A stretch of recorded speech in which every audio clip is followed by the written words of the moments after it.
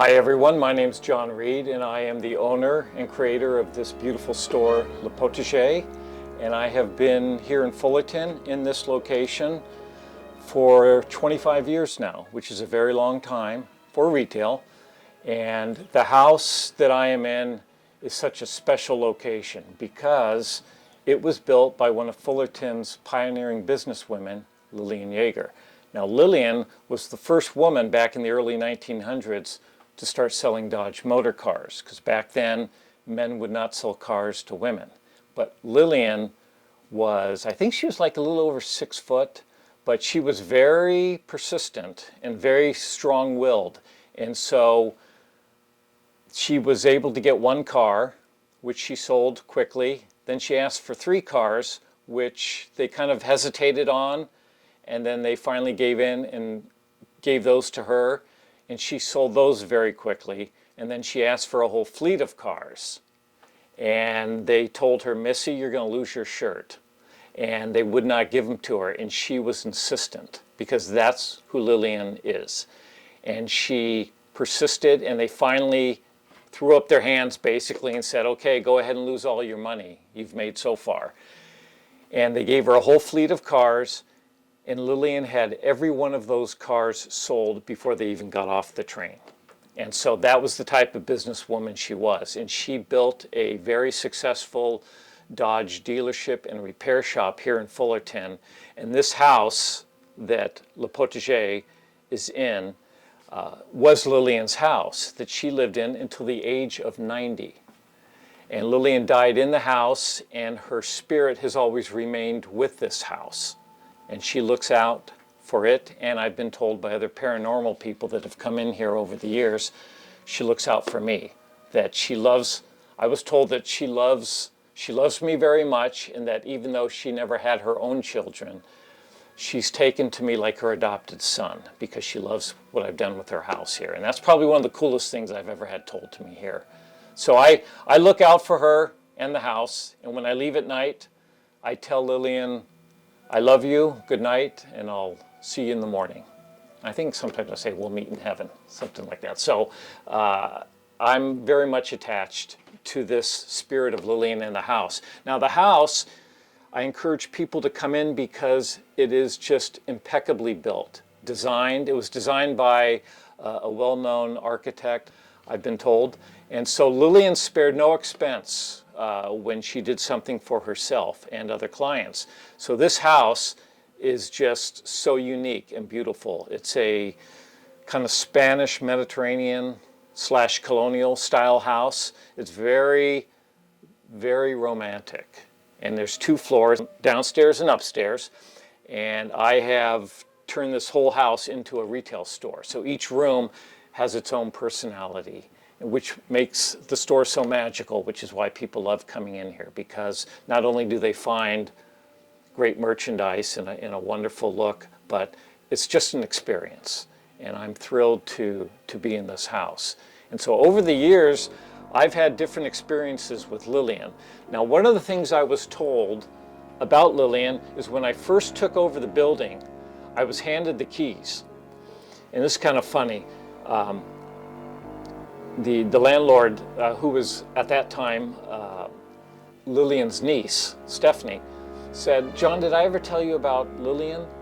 And I said, "No, who's Lillian?" She goes, "Lillian Yaeger." No, I don't know. And so she started to tell me about the ghost of Lillian and how she occupies the house. And I'm like, "Okay, now you tell me," but okay. So I went upstairs into her room and I introduced myself, and I have never had a better feeling being in a house than I do in this particular house. The energy and the spirit of Lillian is just amazing. I mean, it really is. And people that come in here go, "What is it about this house that's just so, there's something about it?" I go, it's just a beautiful house. It's got beautiful positive energy, and the look that I do inside of it, I think, really complements it. So I've always described it, the house, it's a beautiful picture. The house is the frame, and I'm the painting inside of it. And those two together just make for a beautiful, beautiful experience and location. So one of the things Lillian liked to do I was told at that time when I was handed the keys is that she'll, you may notice that you'll see lights that will go on at times that you've turned off. I go, oh, really? She goes, yeah, that's kind of her way of letting you know that she's around. And of course, I have experienced that over the years. I've had lights turn on when I've turned them off. Now, she used to do it more often, and then I finally had to have a talk with her up in her room, and I said, Lillian, listen, I appreciate you turning the lights on. I know you're here, but I pay the electric bill, you don't, so you have to manage that. And she's been pretty good with that ever since. But this time of year in the fall, when the ghost tour starts up, it's really, I can just feel her. This is, I call it our time. She loves this time of year. And when people come in from the haunted walking tour to experience the house. And it's nice for me as a shop owner to have new people discover this wonderful store and this location. So it's just, for me, it's an amazing experience being in here. Let's go up and see Lillian's room. So right now, I know you see the back of me. This is the main, this was the dining room. And these are all the original floors and the walls and so forth. And so upstairs, there's 14 steps that go up. And you know how I know that? Because I was carrying boxes down one night and I thought I was on I missed one step and luckily did not topple. But I said from that point on, there's 14 steps, so you go on. But Lillian, these were steep stairs, but she, this is how she kept in shape. So anyways, we're going upstairs now.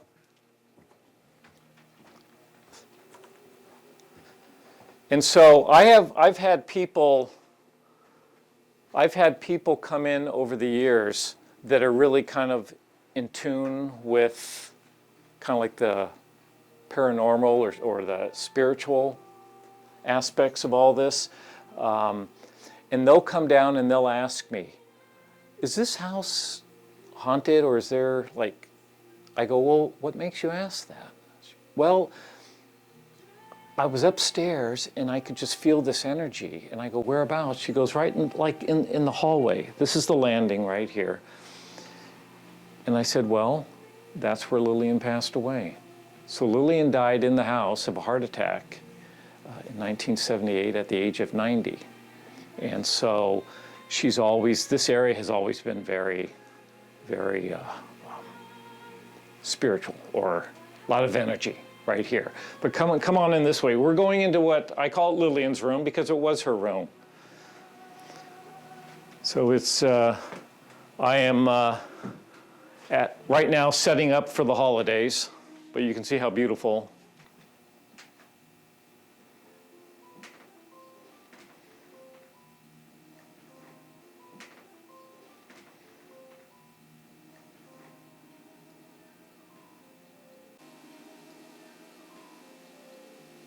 So this is what I'm telling you about. There's a magic to this store. And there's a place where people, this is where people come downstairs, they go, pure enchantment. I mean, they really like the escape. And so it's really, really a nice feeling for me. And so, but this was Lillian's room, this was her bedroom. So what we think probably happened, it was probably 11 o'clock to midnight, somewhere around there. She got up, she might have not have been feeling well maybe, but she was walking here to go to the upstairs bathroom here maybe. And she passed away right here in the hall, right here in the landing. So I've had experiences where I've been up on a ladder here because I have to decorate all this stuff. And the first time this ever happened was kind of weird. You know how when you walk into like spider webs, you get like a, okay, what is, I walked into something. But there was nothing up there or anything, cobwebs or anything like that. So I asked the NOPS guy, which were the paranormal people that would come on the tour, about this. And they said, well, it's not a technical term, but we call it the spidey feeling, like spider webs. That's when the energy is passing through you. So I was up on a ladder here doing my thing, and Lillian was probably walking by me to go either downstairs or something like that. But that's where you feel the energy. It's like a tingling feeling. And I've had other people feel that. And they come downstairs, they go, yeah, I felt that. And I said, well, that's Lillian. So I say this not with people to be like, oh my gosh, I don't want to go in here because of, this is all great energy and a great spirit. Lillian loved this house, like I said earlier, this was her baby. And when she died, her spirit, what I've been told, because I asked a psychic once, what's the deal with the lights going on that I've turned off? They said, well, when a spirit is very attached to something on our mortal earth here, when they leave, they want to stay connected or close to it. And they're always trying to keep the brightness or the light on. So they will search for the light, which sometimes they will turn lights on. And I said, oh, well, that makes sense. So ever since then, I've understood why it's happening. But I still, like this chandelier, I don't know if you can see it up here, this is plugged in to the ceiling. The only way to turn this off is to get up to the track lighting there and actually physically turn that whole. And so I've come in here, this has probably happened 3 or 4 times, where the whole chandelier's off. Oh. And nothing's been, I have to get up there and return the thing. So I don't know, it's something about this chandelier that I think she likes it. She just, or maybe she doesn't like it, I don't know, she's turning it off. But the little things that she does is just really, really amazing. And one of the coolest things I've heard, and the Knops guys, the paranormal people, played this for me. They were doing a tour one evening. So I was downstairs where we originally started filming, behind the counter, and I was talking to the group of people that were in about Lillian and the house and my experiences. And upstairs, the paranormal people had gone into the bathroom right here. And they had a machine that only, like the human ear can't hear things, but the machine can. And they recorded and played some audio for me. And they came down, they said, you're gonna have to hear this when the tour left. And so I put the headphones on, and you can hear me on the recording, you can hear me talking to the group downstairs, and the music that is playing on the intercom that I have, you can hear that playing. And what they recorded a woman's voice humming to the music that's playing downstairs. It was a Lorena McKinnett, a Christmas CD. And so it's very unique. And she was up humming as if she was brushing her hair in the morning or something like that. And she was humming to the music that was playing downstairs and that I was talking to. And to me, I think, I heard that and I go, okay, sold. Say no more, right? I mean, we know. But little things like that have happened over the years that has made this whole, being in this house so special. So again, this is the hallway landing right here. And I did have about, I think it was probably maybe about 10, 15 years ago, I was standing at the counter down there. It was like a Wednesday, maybe around 10 in the morning, and a fully clothed Fullerton police officer comes in to the store, an older gentleman, and he's kind of smiling a little bit, so I knew I hadn't done anything wrong. I said, oh, officer, how you doing? He goes, good, how are you? I go, great. I go, what's up? He goes, well, let me ask you. I go, sure. He goes, how's Lillian? And I said, oh my gosh, how do you know about Lillian? Were you on one of the ghost tours? He goes, no. He goes, I took her death report. I was the first one to come take her or discover upstairs right where we are right now. And I showed him this ribbon label that was one of the first calling cards from her. And I said, well, look at this label. I said, what do you get of these numbers here? In military, it says like 11, I think it's 1131, so like 11:31 at night. I said, what do you make of that? Oh, 23:20, sorry. And so 11:31 or so at night, he said, well, we can't be exact, but that's pretty close to probably the time that she passed away. And so it's really kind of cool. I answered all our questions. But so we were talking about Lillian and so forth, and he knew her, and I've had older gentlemen over the years that when I first opened, used to do business with Lillian and told me all about Lillian.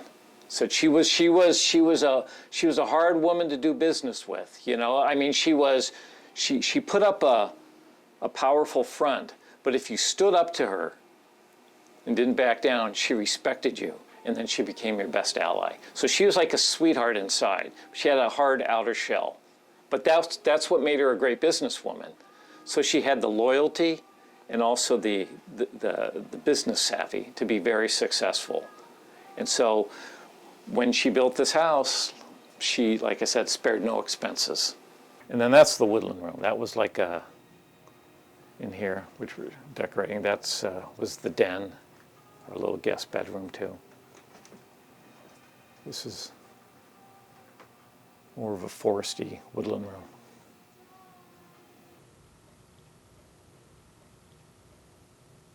The lights usually happen after I close at night. Okay. And then I come in the morning, and either a light that I have left on is off or vice versa. Different ones. There's certain ones that she likes to tinker with a lot. But that's the bathroom. This is the bathroom right here, which she was probably making her way towards when she passed away here in the hall landing. But this landing right here is where a lot of people get the energy. They feel, that's when they ask me, is this house haunted? Oh, what makes you ask that? You know, because I don't want to scare people. Right. Because it's not, this isn't like, like a thriller house where you come in and there's people jumping out of walls and stuff like that. No, this is wonderful energy. This is a house of love. I mean, it really,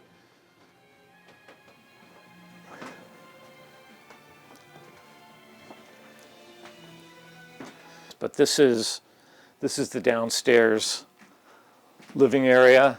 And then this is it's one thing I show on the haunted walking tour, one of the stories. So Emerson, I don't know if you can see it. That's the ribbon label that was leaning up. It wasn't in a frame, it was just a label that was leaning up against the Eiffel Tower lamp. And you see it says in black there, Lillian.